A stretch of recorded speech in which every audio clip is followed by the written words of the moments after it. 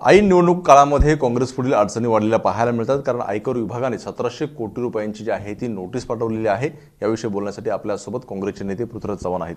Sir, मागच्या वेळेस खाती सीज केली होती, आता पुन्हा एकदा 1700 कोटी रुपयांची नोटीस पाठवलेली आहे.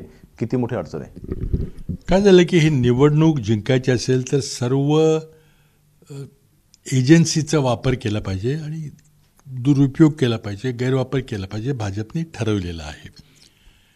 एका बाजूला लोकांना तुरुंगात पाठवायची धमकी द्यायची ईडीकडून, दुसरीकडे सीबीआयच्या चौकशा चालू करायच्या, बंद करायच्या, चालू करायच्या, आणि तिसरा हत्यार म्हणजे इन्कम टॅक्सचा ससेबेरा लावायचा. आपल्याला माहिती आहे की काही दिवसापूर्वी इन्कम टॅक्सची 210 कोटीची नोटीस 17-18च्या असेसमेंट इयरच्या बद्दल दिली होती. त्याच्यापूर्वी आपल्याला माहिती आहे की जवळजवळ 700-750 कोटी रुपयाची मालमत्ता ही सीज करून टाकली होती नॅशनल हेराल्डच्या प्रकरणामध्ये. आणि आता किती 1700 कोटीची नोटीस काढलेली आहे. हे प्रकरण 17-18 ते 20-21च्या काळातलं आहे.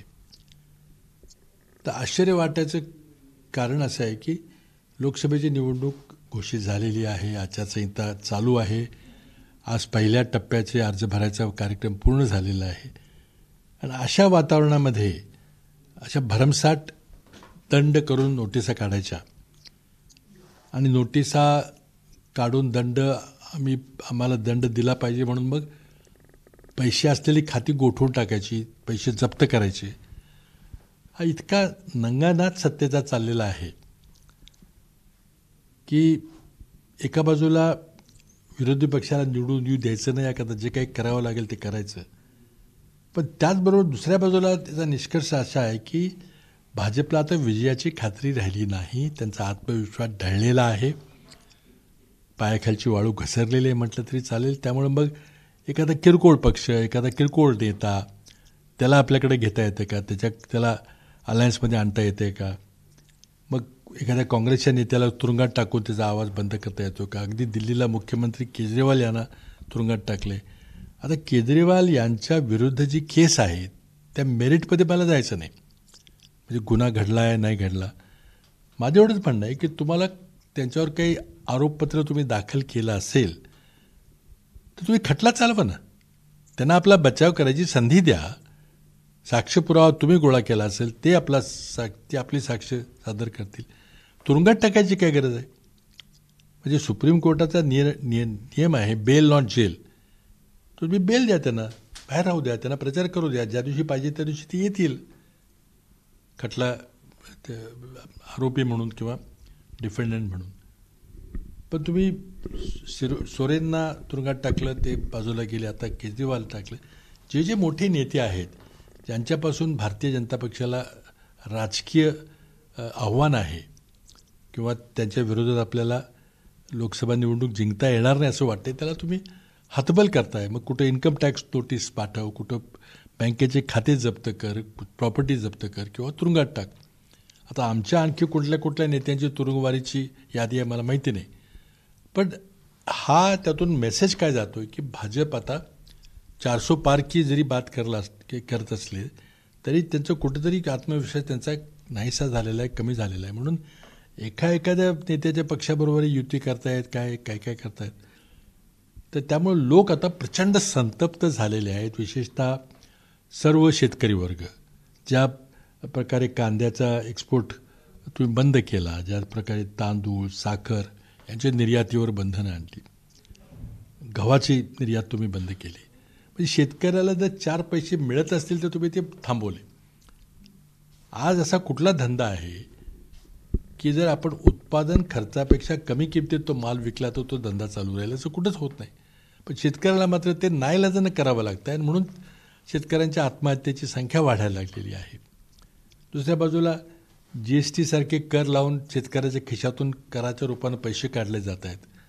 मग खतावर असतील, कृषी साधनांच्यावर असतील, घरगुती गोष्टीवर, अगदी दुधावर, चहा पावडर त्याच्यावर लावलेले आहेत. आणि त्यातून तुम्ही पैसे गोळा करताय GSTच्या माध्यमातून. त्यातला एक छोटासा हिस्सा 6,000 रुपये वर्षाला जमीनधारक शेतकऱ्यांना परत देत आहे आणि मग मोदीचे पैसे पण तुम्ही मुळात किती काढले पैसे GSTच्या रूपानं इतर गोष्टी ते तुम्ही सांगत नाही हिशोब. पण लोकांना कळतंय कारण गृहिणीचा आणि घरमालकाचा खिसा लवकर मोकळा होतोय. गृहिणीला घरात घर चालवायला पैसे पुरत नाहीत आणि ही जी जीवघेणी महागाई आहे त्याच्यावर तुमचं काही उत्तर नाही. त्यामुळे आपला पराभव तुम्हाला स्पष्ट दिसत आहे म्हणून हे क्लुप्त्या चाललेल्या आहेत. दुसरा प्रश्न असा आहे की आज तुमची बैठक झाली काँग्रेस नेत्यांची. काय नेमकं बैठकीत ठरलं? ज्या काय वादग्रस्त जागा होत्या त्यावर तोडगा निघालाय? नाही, आमच्या आज निवडणुकीच्या तयारीच्या दृष्टीनं काही इतर टेक्निकल मुद्दे होते. त्यावर झूम मिटिंग झाली. काही नेते दिल्लीत आहेत, काही नेते आपापल्या मतदारसंघात आहेत. विशेष संघटनात्मक बाबीची चर्चा झाली.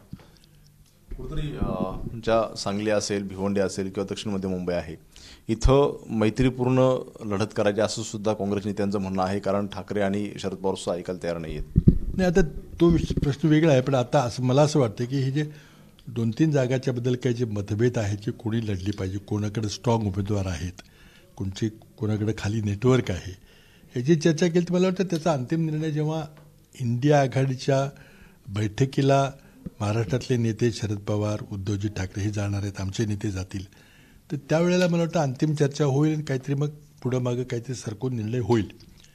परंतु कार्यकर्त्यांच्या भावनेचाही विचार करणं गरजेचं आहे. सांगलीमध्ये, भिवंडीमध्ये कार्यकर्त्यांची भावना फार तीव्र आहेत. काय तुमचं काही हायकमांडशी किंवा दिल्लीतल्या नेत्यांशी बोलणं झालंय का जागा आपल्याच हव्यात म्हणून? नाही, ती चर्चा चालू आहे आमची. काय सांगितलं काय आता मी काय बोलणं योग्य ठरणार नाही. पण आंबेडकरांच्या आघाडीबद्दल काय झालं, कशामुळं ते येत नाहीत आपल्याबरोबर, काय नाही, राजू शेट्टींची आघाडी होणार आहे का नाही, अशा बऱ्याच चर्चा झाल्या. काय नेमकं दिल्लीकरांचं म्हणणं काय आहे प्रकाश आंबेडकरांसंदर्भामध्ये? आता ते ठरवतील, बोलतील, चर्चा. त्याबद्दल काय निर्णय घ्यायचा, त्यांनी ते निर्णय घेतलेला आहे, जागा उभे केलेले आहेत. आपण काय करायचं हे आम्ही ठरवू. कुठेतरी रणनीती संदर्भात कालची तुमची बैठक झालेली होती. आज काय त्या संदर्भात झालं का? कसं पुढे जायचं? सभा कुठे घ्यायच्या? काय कालची जी बैठक झाली त्याबद्दल आम्ही सर्वांना ब्रीफ केलं, कारण आम्ही दोघंच गेलो होतो बैठकीला. त्या बैठकीचा उद्देश काय होता, अजेंडा काय होता, काय काय झालं, काय झालं नाही. तर पुढचा टप्पा जो आहे त्यातले काही जर वादग्रस्त मुद्दे राहिले असतील तर ते दिल्लीला इंडिया आघाडीच्या बैठकीच्या वेळेला चर्चा त्याच्यावर होईल. ज्या वादग्रस्त जागा आहेत तेव्हा तुम्ही आग्रही आहात? आता ते जागा वाटपाबद्दल किंवा उमेदवारीबद्दल जाहीर बोलणं योग्य होणार नाही. पण जे काय असेल ते आमचं म्हणणं आम्ही चर्चा करू इतर पक्षाच्या बरोबर. पाहता आपण जाहीर करणं किंवा बोलणं योग्य नाही, मात्र त्यांच्यासोबत चर्चा करू आणि जो काही आता निर्णय होईल तो इंडिया आघाडीच्या बैठकीमध्ये होईल. त्यामुळे सांगलीची जागा असेल, भिवंडी असेल किंवा दक्षिण मध्य मुंबई ही काँग्रेसला मिळते का हे पाहणं सुद्धा महत्त्वाचं राहील. कॅमेरामन हेमंत कदम सरजसुने, एबीपी माझा, मुंबई. एबीपी माझा, उघडा डोळे बघा नीट.